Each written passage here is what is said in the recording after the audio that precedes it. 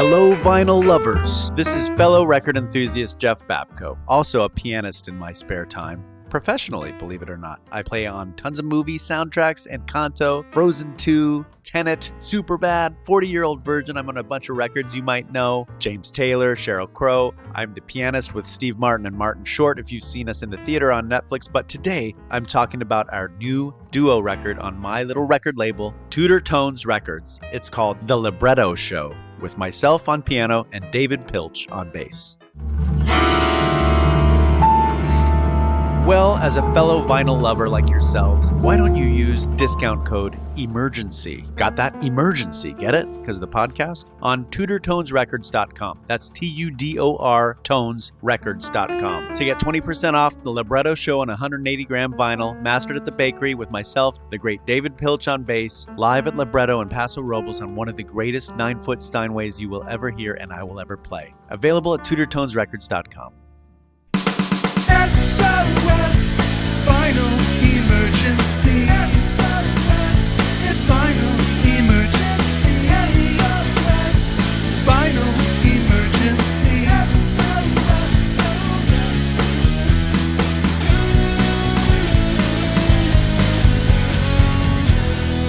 It is time for another slice of Vinyl Emergency, where we discuss how the artifact of vinyl has shaped the lives and careers of musicians, producers, studio engineers, record label owners, and even you. I'm Jim Hankey, and vinylemergency@gmail.com is where you can reach me directly. The program is also at Vinyl Emergency on Facebook, Twitter, and Instagram, and please share the show if you like what you hear, or leave a review if you can. Outside of this particular program, I also produce and sometimes host Looped in Chicago for WBBM News Radio, and you can find that show wherever you listen to Vinyl Emergency, and follow us on social media at WBBM Podcasts to check out everything else that we are working on. Louise Post is on today's show. You know her from the band she co-founded and co-fronted with songwriting partner Nina Gordon called Veruca Salt. Their big 90s hits include Seether, All Hail Me, Volcano Girls, and more. Louise has got a new solo record out called Sleepwalker, released last month, which Louise was a sleepwalker for a long time as a child of divorce that she talks about in today's episode. But she also mentioned to me that her family careers usually went in one of three ways. Either you got into the clergy, you got into medicine, or you got into artistry. And we are all thankful, of course, that Louise took the latter of those three. This very week, Louise is on tour in places like Toronto, Chicago, Minneapolis, and St. Louis. So if you're nearby, be sure to check her and her band out. LouisePost.com has tour dates, socials, all the ways to get Sleepwalker, and more. And we're going to hear cuts from Sleepwalker throughout today's show. As always, I'm really psyched to have you here for it. This is episode 184 of Vinyl Emergency. And from Veruca Salt, this is Louise Post.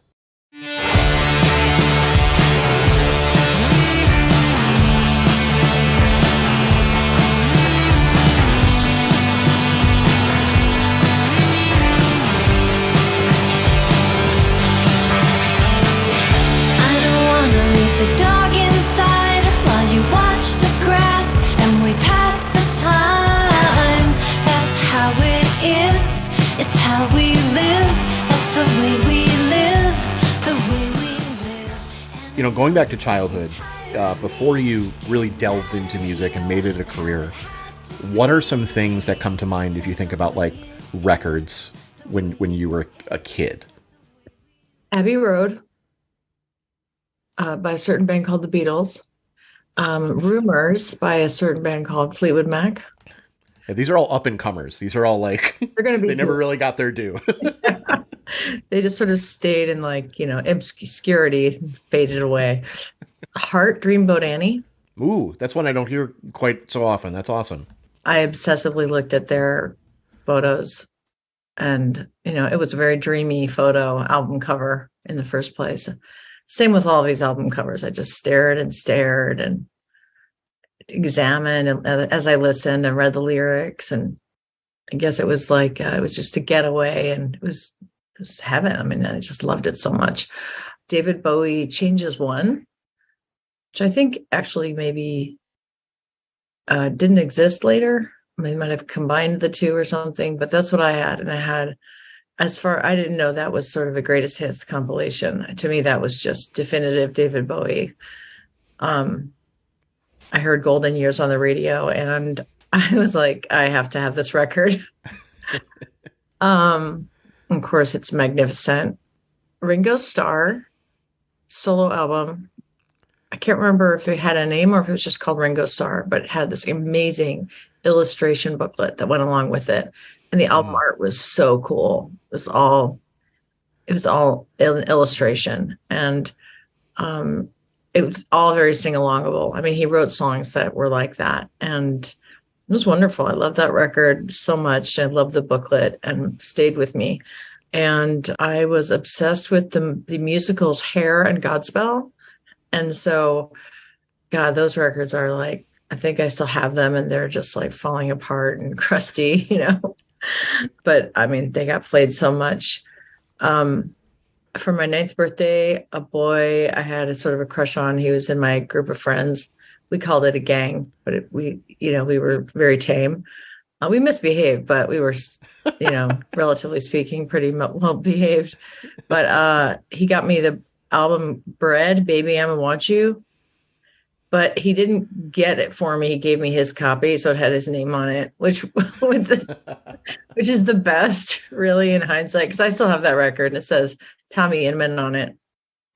I have no idea where Tommy is now, but he and I were up to no good when we were little kids, and he gave me that record, and I just loved that record. It was it's just such a great album.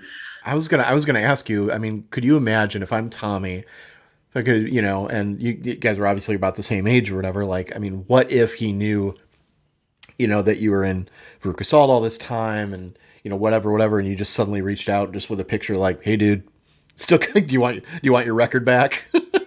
I'm never giving it back. Let's just be clear. Yeah. Oh, for sure. 100%. It never occurred to me to reach out to him on Facebook or try to find him. And it's possible. Yeah. I mean, he moved out of the neighborhood, and I have a pretty good feeling I know where he moved. But it never even occurred to me, because that's a different time of life, right? It's just like all of the musicians that I loved. My brothers and sister had all the classic rock going. So it all filtered down to me, like whether it was Rolling Stones or Aerosmith or Led Zeppelin or Jimi Hendrix. They lived up on the 3rd floor my sister did, because she was so cool and she was the eldest.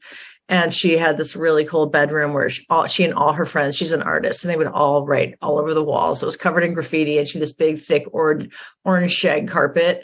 And the window, the ceiling was, it was like an apex frame ceiling. So it was all slanted, and it was like her little lair, her little teenage lair.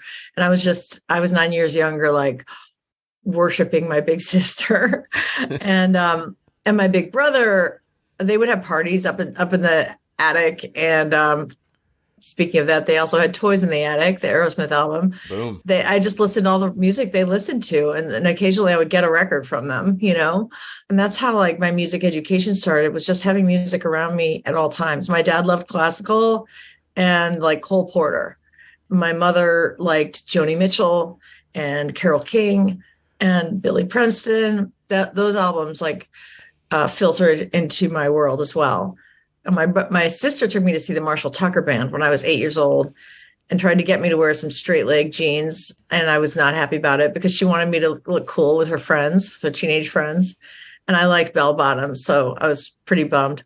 But that might have been my very first concert, although I don't remember it. And then my mother took me with her boyfriend to go see Jackson Browne, who's very similar to like Davy Jones. I was in love with Davy Jones of the Monkees. Oh my God, I won the Monkees compilation on the radio. So like I called in and I won it, this double album, and I was obsessed with the TV show. And of course I loved Davy Jones, just like Marsha Brady did, and every other girl. And I won this record, and I played it to death. And it was just like a compilation, like, I don't know who put it together, but it clearly wasn't like from the band. But I loved it. I loved that band. I just love really good songs, and I love the magic that people make together musically. And there was so much talent in that band. There was so much, even though they didn't necessarily write all their songs, there's so much talent. And I love the Jackson 5. And my first 7-inch was Twist and Shout. And my brother and I used to like jump up and down on the beds, just yelling Twist and Shout and singing that song into hairbrushes. And that was my life. That was my world back then. Yeah. Yeah. No, you talked about, getting so much of that music filtered down from your siblings. But speaking with guests who are children of divorce, I wonder if you viewed, there are mom's records and there are dad's records. You know what I mean? Because it sounds like, dad had like a lot of classical. Your mom was turning you on to more things that were, a bit more progressive. You're talking Joni Mitchell and stuff like that. Did you sort of like view a big difference between them pre-divorce or post-divorce? Oh, yeah. I mean, my father loved poetry, loved classical music. My mom really wanted nothing to do with either of those things. My mother was 22 when they married. My dad was 33. My dad had already been married, lost his wife to suicide when they had a 6-month-old daughter. Oh, wow. And nobody knew anything about postpartum back then. So my dad, my sister had gone to live with my aunt and uncle. And my dad and mom met at a summer choir in St. Louis. And he went to my grandparents and said, I'd like to take out one of your daughters, Janie or Louise. And my grandparents said, you can take out Janie. And that's my mom. So they started seeing one another, and that was that. And they adopted my sister Nancy, or they took Nancy in at 2.5. So my sister Nancy had 3 moms by that time. My aunt, her biological mother, and then my mother. And my mom and dad, like, they were like fundamentally different in a lot of ways. My mom was really sheltered growing up, so she had yet to actually like really find the world and find herself. She just graduated college. He didn't want her to graduate. He wanted her to skip senior year, and at least she knew better. She knew better than to do that, because she was a psychology major, and she later got her master's in social work. In a way, she was more scientific. Oh, my father was scientific, but he had more of an artist bent. And my mom was also a singer. So she was a musician, and she played guitar, and she taught me how to sing harmony. I sang in harmony with both of them. I mean, that's how they met. So it doesn't make that much. It's not that surprising, but my dad and I would have our favorites like Shine on Harvest Moon. And, I loved singing with my father. He had a sailboat, and we would go out in the sailboat in Lake Michigan in Wisconsin and just sing together. And that was really my most special, dear memories of singing with my dad. He's no longer with us, but my mother and I can't say we still sing together, but we should. We should. That's awesome. No, that's great. I mean, I grew up in Milwaukee, so I kind of like know, the area that you're talking about. Yeah, for sure. Door County. Yeah. Oh my God. Beautiful up there. Of course. Yeah. I'm an only, so much of this is opposite. Like, I'm an only kid. My parents have been married forever.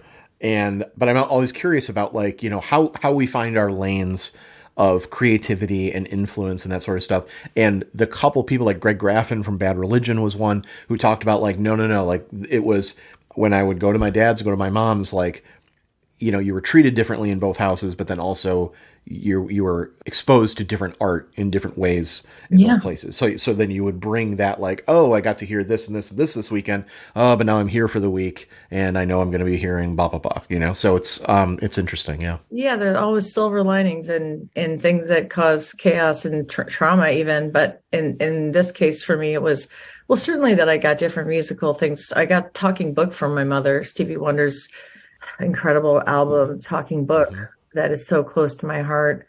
And Joni Mitchell Blue came into my life back then. I didn't really love it until college, but she planted the seed.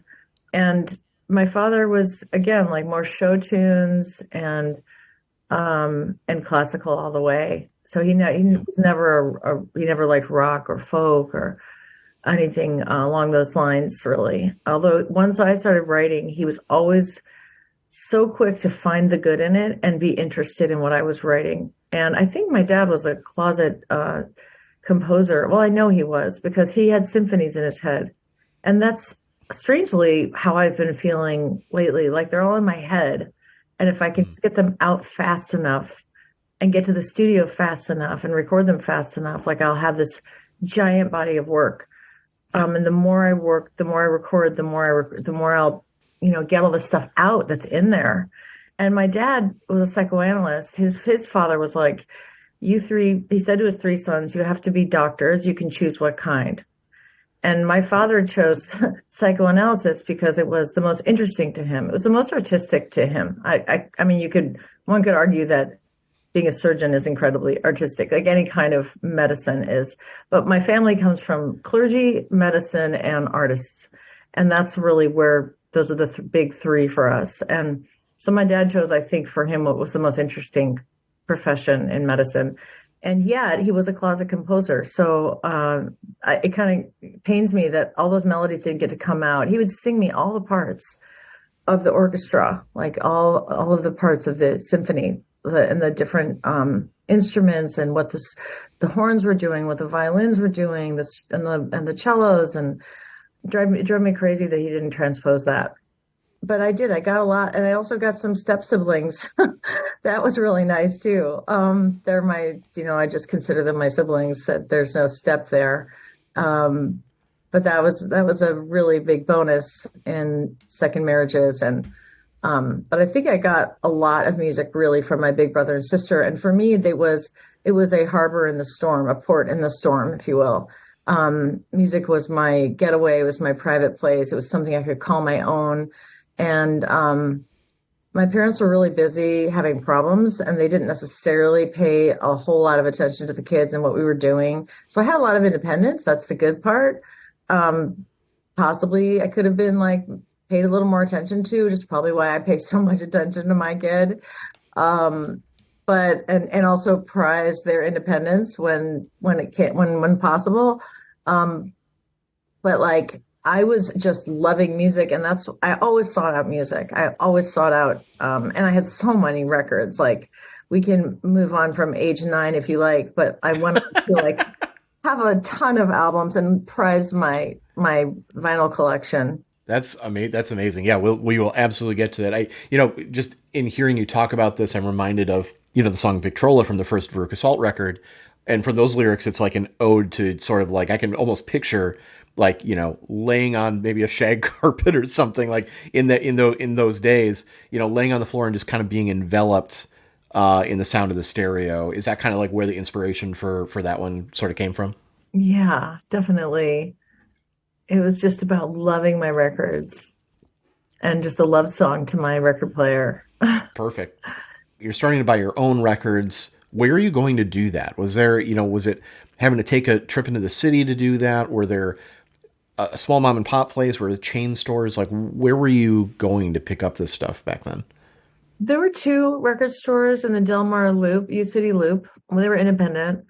One was more of a new record store and one was more of a used record store. I can't remember the first one. It's not been there for a long time, but the second one is called Vintage Vinyl, and it's still there in St. Louis, and it's still amazing. And the first record that I remember buying at the first record store was the Jackson Browne record. I'd gone to see that concert with my mother in Illinois, the amphitheater in Illinois, Carbondale, I guess. And he looked like, I think I was saying earlier, he looked like a rock and roll Davy Jones. He was so dreamboat. He was such a dreamboat. And I got 2 of his records because I didn't love them necessarily, but I got them. And I really wanted to. And, did I mention the Mamas and the Papas, by the way? Because they were really seminal for me. I had the record Monday, and that record really some kind of blueprint for my life. I mean, a lot of what was on that album, the songs I memorized, and all of the harmonies, also Peter, Paul, and Mary. My mother gave me that record. That was very much in her it was her wheelhouse. It was that kind of folky stuff. And I was a little kid, so it was wholesome. And it was also political, but I sang all the parts. I've always sung in harmony and always wanted to really loved the harmony, loved hearing it and singing it. And these were beautiful albums. So they I would just, again, stare at the pictures on the picture on the front of that Mamas and Papas record. And just look at Michelle Phillips and Mama Cass. They were so cool. And later on, it was Lisa Coleman on Prince's album Dirty Mind. I was always gravitating towards the women in bands like Stevie Nicks and Christine McVie, and of course Ann and Nancy Wilson, and then later Wendy Melvoin joined Prince and the Revolution. And anyway, I mean, I could go on, but the women in bands always just,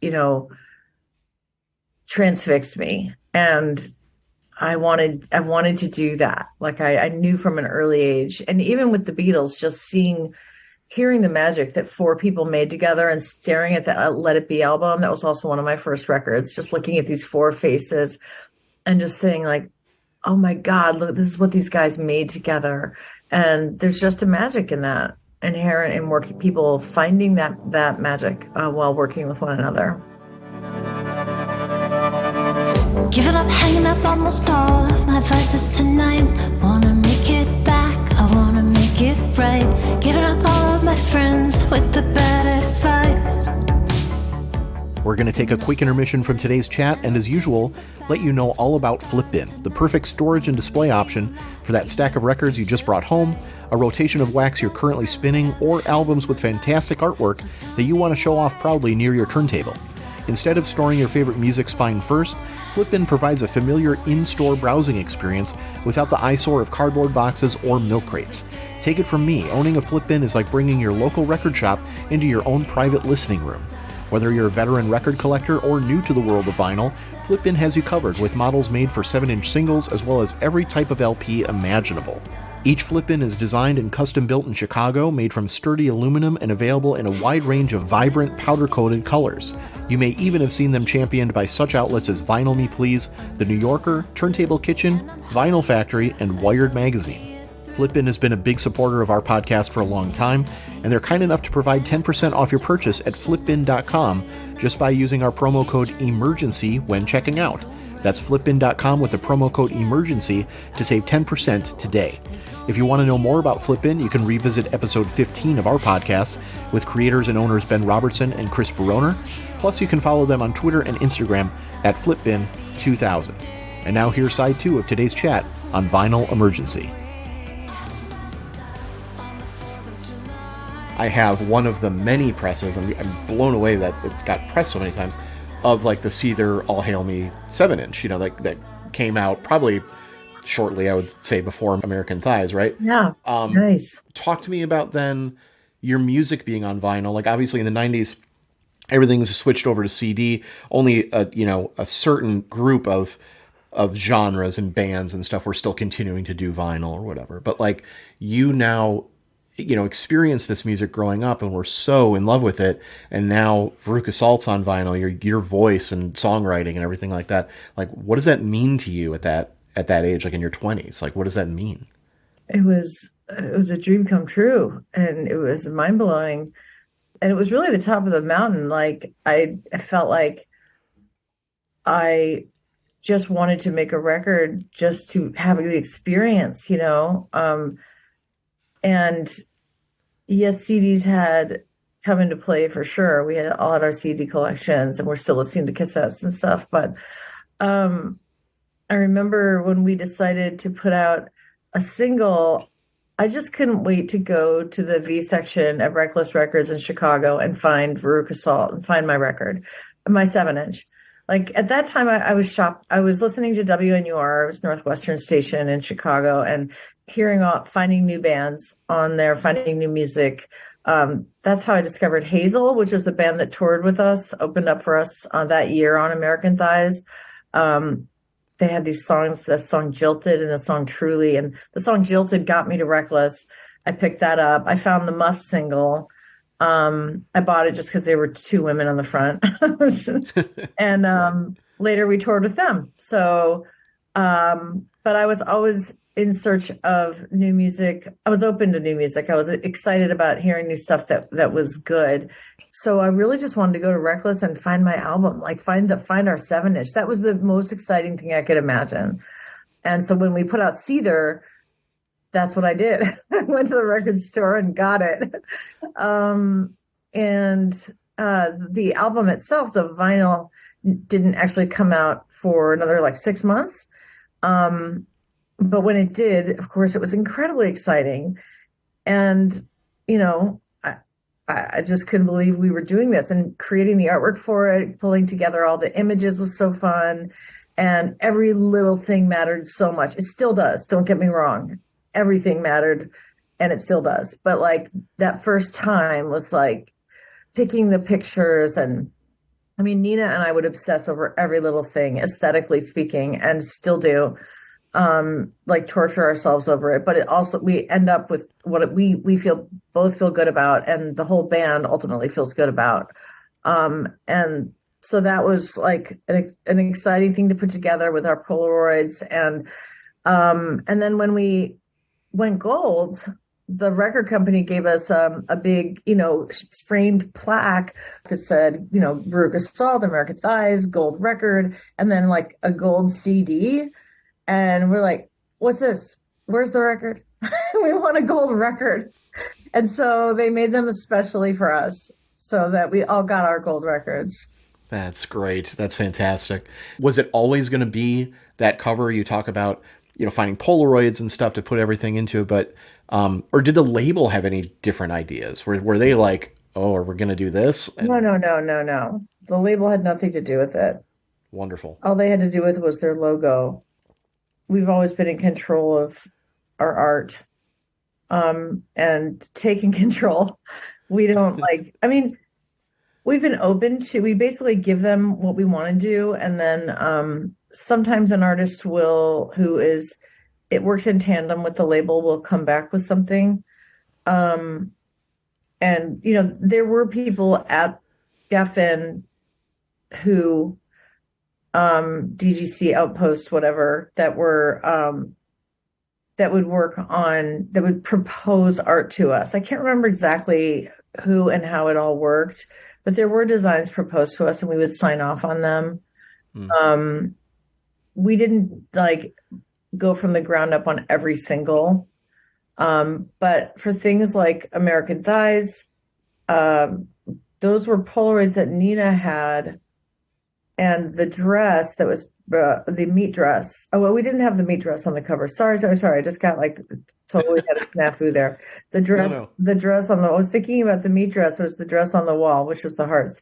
That dress was actually on Nina's wall on a hanger. And it spoke to us. All of those, you know, we went through a lot of different photos that she had, and they were images of, and going back in time, because there was a feeling of, I don't know, of antique toys or, you know, timelessness and wistfulness, and nostalgia about them. I think it may have been like slightly sepia toned as well. Ever so, it just looked a little aged. And because of the nature of the Polaroids, they had that quality anyway. So yeah, I think we wanted it to look really organic. We wanted it to look very homespun and out of our lives. And for sure, we were also addressing like, you know, childhood themes and contending with the things we grew up with, which I think both me and Nina, I think I could speak fairly for her, took solace in music in the face of troubled marriages, and as kids do, we find the music that we feel safe with, that gives us a sense of identity, and becomes so important to us so early on. And as we can see from this conversation, it remains that important to us. For sure. No, absolutely. So then what is your relationship, if any, to vinyl now? Like, are your kids curious or excited about it at all? Do you listen to it around the house? Is it just, you know, like, and also like leading up, we'll talk about Sleepwalker a little bit. Like, is that whole process now like as exciting as it was in like 1993 or 1994? Yeah. The short answer, yes, it is. I will say I've been disappointed by a couple album covers. Like I was never happy with Eight Arms to Hold You because it originated with these paintings that Nina had done of octopi with different. She'd done a bunch of different ones, and when we were talking about reissuing the album some years ago, we pulled out all of Nina's old artwork and those images, and they were bright and vivid, and again, really homegrown. They were her hand paintings. And I don't know why we didn't just use that. That was the right move. We let an artist create the image for our album and then we signed off on it. We wanted it purple and gold, but it ended up being like purple and like mustard. And I just never liked it. Still do not like it. I love Nina's paintings so much and we should have used those. But Universal wouldn't let us reissue the album. So they decided to reissue it themselves. Same artwork, everything. So we didn't get a hand in changing anything on our own record. The moral of that story is always get your masters reverted to you after a certain period of time, children. Do not sell your masters in perpetuity. That said, I love getting my records on vinyl. It's like always the happiest moment. When we got Ghost Notes on vinyl, oh my God, I was so happy. It was so beautiful. We had different colors of vinyl. It was a 2-album set with different colors, green and white. And the album artwork was straight out of Nina's notebook from when she was, we were apart, and she would just draw these little faces over and over and while she was doodling, making her solo record. And to her, they were sort of like my face. There's something about them that looked like my face. So the joke was that she was obsessively doodling my face while we were making our own respective records, and very much apart. And then we named it Ghost Notes, and it was also on notebook paper. So we were back to like, let's keep it to us. This is us. And for Sleepwalker, I really went the distance, and I was a sleepwalker as a kid, and through the divorce, and then after, somebody just reminded me of the fact that I used to sleepwalk when I was like, I don't know, 10, 12. And I wanted my brother to photograph me in St. Louis, like walking at night in a nightgown outside, because I did go outside in my childhood and just walk down the street. And I wanted him to photograph me among all the big trees, ideally in the Central West End, where I did the bulk of my sleepwalking. And again, it was all divorce related. It was all like unrest in the home. I think this now, and I was just, had to do something. So I listened to records and I sleptwalked, and I had night terrors. So, my brother was kind of too busy because he had 4 small children. And another friend of mine, Nina, a different Nina, came into town and took the photos. And I asked my niece, who's 7, both of my nieces, to participate in this with me. And so in the inside of the album, it's a gatefold. When the vinyl arrives, you'll see that my niece is walking in the same way that I am, but as a younger me. And her name is Elise, but I'm Louise. So we're very close. And I may do an entirely different album single with the other artwork of my other niece. But so they're very important to me. So that of the album artwork for Sleepwalker, I'm super proud of. I'm very connected to. It's really personal, down to like the trees and where I went to shoot it, and the location and the people involved. It couldn't be any more personal. When my child was 7, I got them a stereo. I got them one of those Crosley turntables. Yeah. It's just such a bummer that those things are so cute and they sound so bad. The speakers are so tinny and shitty. And I just wanted it to sound great. And I got them Abbey Road, and I just thought, okay, this is good. This is the moment. And it was like, I think they listened to it, but it wasn't like, I just wanted them to have the same kind of experience. And it's hard to know, like, what, if you have to get really, no, I guess you can get just decent speakers and probably plug it into the Crosley, and I'm just a dumbass, but. No, not at all. Not at all. I mean, this stuff is weird. I mean, and again, I started this show because I love it so much. I'm far from an expert. Like, I could listen to experts talk all day and fall asleep, but like, it's one of those things where it's like the old days, right? It's like we had the gigantic consoles that weighed as much as a car, right? That took up a living room. Yeah. That had the 8-track in there, and then the turntable, and then the speaker. It was all part of one big unit. Now it's like I just try to tell people, like, you can find secondhand speakers. You can find, get a new decent turntable for, a couple $100. And if you can find a vintage receiver that doesn't put you out too much, great. And it all connects together and whatever, but it's also what you want to put into it, right? Like, if you, to your point about Crosley, if that works for your kid and they're psyched, then great. You know what I mean? Like, I would never fault anybody for, like, wow, I shouldn't like this. Like, if I'm having a really positive experience with this Crosley turntable, I'm still not as cool as so-and-so. It's like, no, fuck that. Like, you're enjoying it. But also what you're talking about reminds me, this week I sent this to my wife.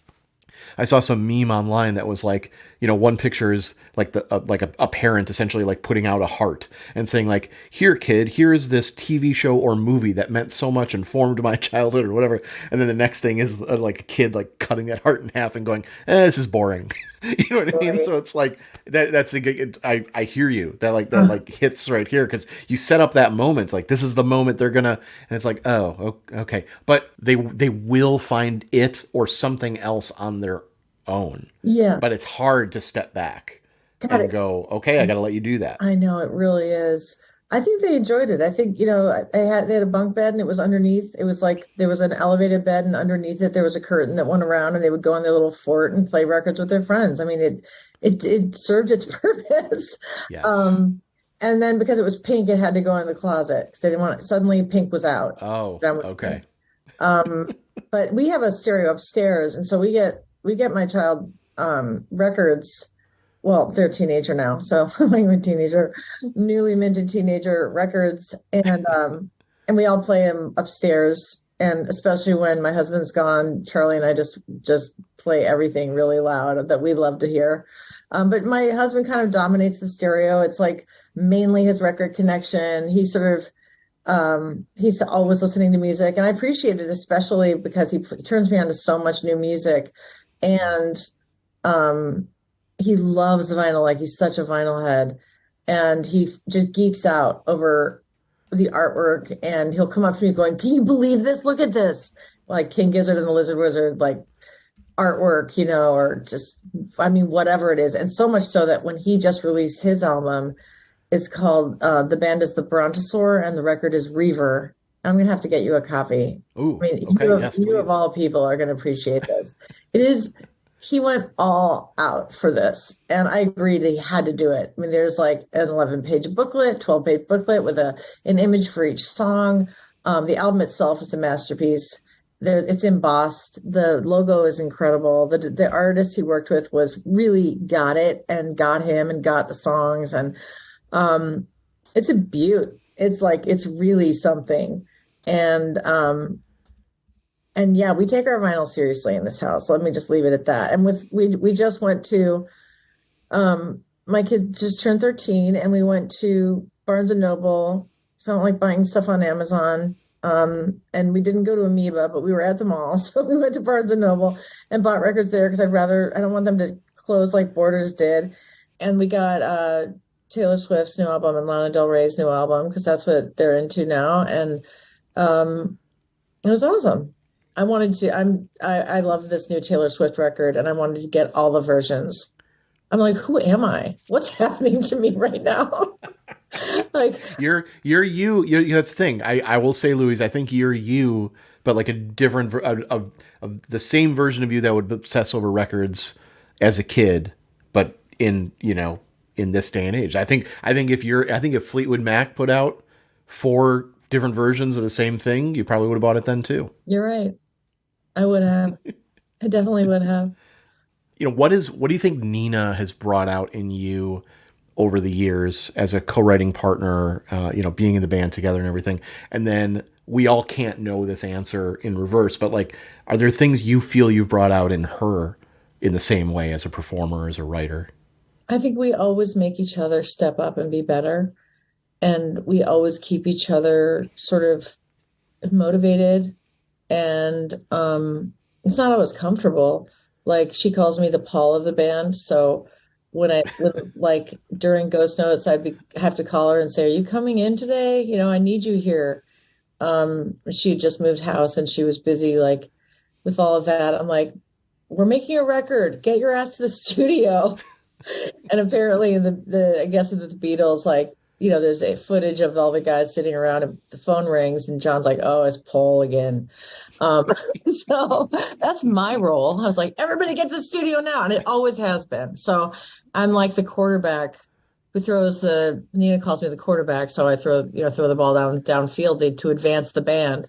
But she makes me a better songwriter. And I hope I do the same for her. I think we bring out great stuff in each other. And, you know, we have what we have with Steve and Jim, that magic that I always longed for. And that's irreplaceable. And if one person is gone, everything shifts. One person to three people, like it all shifts. So it's interesting, you know. I feel like I achieved exactly what I hoped for when I was small, and with Veruca Salt. And I imagine we will achieve it again as a band. But right now, I'm achieving something I haven't done before, which is really, truly not just go out on my own under the Veruca Salt moniker and make records and look, you know, sort of desperately seeking that magic with other people. There was magic. I found so much magic with other players, with various musicians, and I grew a ton. And I feel so grateful to everyone I played with in the interim in those years, and the records that I made, I'm deeply proud of them. And the one that I'm making now is really, in a way, it's liberating because I don't have the mantle of the name Veruca Salt on my shoulders. It's just me. And that's also conversely sort of a new kind of burden because I have to, well, I'll just say it's an opportunity. That's what it feels like. It's an opportunity to explore and express myself without any kind of history attached. And it's been wonderful. I'm loving this so much. Are many of these songs from a pretty recent span of time? Did a lot of them come through the pandemic? Have you been holding on to stuff longer than that? A lot of them did come through the pandemic and are more recent. I think most of these songs, they don't date pre-pandemic. In fact, during the pandemic, I realized that this is, to get myself like out of this depression, really, like a shock. It was like something was going to have to give. And I kept having these dreams of songs. I kept having like falling asleep and then being woken up by an idea for a song and grabbing my phone and singing it into the phone and hoping I didn't lose it, hoping I didn't lose the gist of it. And that happened so many times. And it was like, I was looking around thinking like, what can I do to be helpful with this? What can I do to lift people's spirits, including my own? And it just made itself known to me that what I need to do is what's right in front of me and what I already do. And these songs that are calling to be written and finished, it's agonizing to write songs, but it's also incredibly exhilarating. It's both, you know? And so I just set about like listening to what was coming through, so to speak, and documenting it. And then finally figured Logic out and learned how to record myself in the digital age. And that was liberating too. And then I knew I was making a record after that first session. I was really sick that summer of 2021. And I just like kept waking up and just singing. And I gave myself like a week. My kid was at camp and I'm like, I'm going to do these 5 songs right now. And it was so exciting to me. And I knew I was making a record. I was just in a flow. That's great. I'm glad you got there, and you're definitely lifting spirits with this record. This has been a real treat. Thank you so much. And, just best of luck out on the road, supporting this thing. This has been a real blast. Thanks for connecting. Thanks so much for having me, Jim. What about the time we spent? What about the accident? What about the